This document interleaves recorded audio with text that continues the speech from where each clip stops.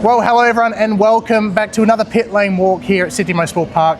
It's the end of the weekend. It is day 3 or day 4 now for ourselves. But Lindsay, what was your thoughts on the weekend? I thought it was a fantastic weekend. I mean, there was a lot of racing, a lot of narrative changes as well. I mean, especially in Gen 2, Marco Manson taking out a round win over Jensen Mount, who we thought basically you could just hand him the trophy after round 1 and that would have been good enough. But no, I think there's really a championship charge starting to form. That's going to be huge. And then in Gen 1 as well, Kobe Wilson going 3 for 3 while not even having to fight Jackson Culver because he got 3rd every race. That's a huge narrative change and a big championship change. Absolutely. I'm so pumped for this season. You know, round 1 was really exciting. Like you said, with Jensen, I was really impressed with how quickly he was like just winning races and stuff, but now he's got some work to do with Marco Manson from Team Macro Racing. It's really exciting to watch. Speaking of Team Macro Racing, before we get into Gen 1, I just want to give a huge shout out. Obviously Brock Burton got a podium, Angus Bowers had a good result as well, but also Diago Stewart, first podium for the Gen 2 class. Yeah, I think all the Team Macro cars took a real step up.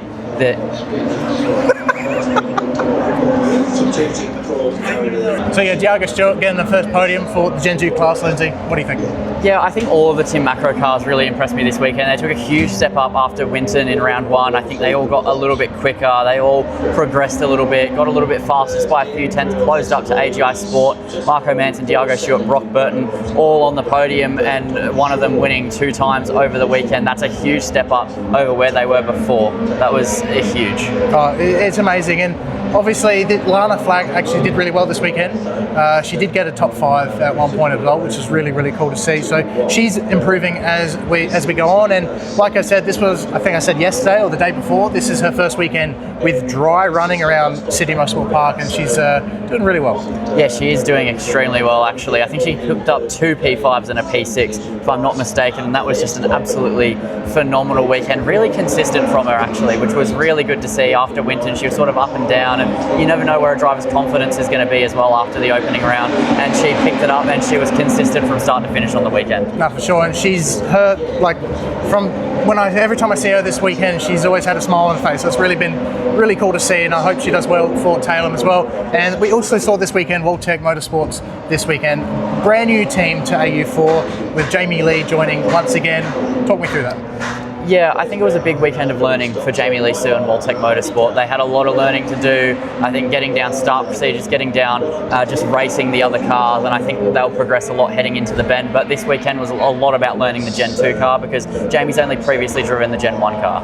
Yeah, that's it. And over time, as the weekend progressed, she did get better and better, more, I guess, more used to the car now. So I'm curious to see if they do come back for Taylor, which hopefully they do. We see a much faster Jamie Lee, and I'm sure we will. For sure. But let's move on to the Gen 1 class. Obviously, Kobe Wilson clean sweeping the weekend, as you said before. But the battle between the top 3 has been really, really cool to watch.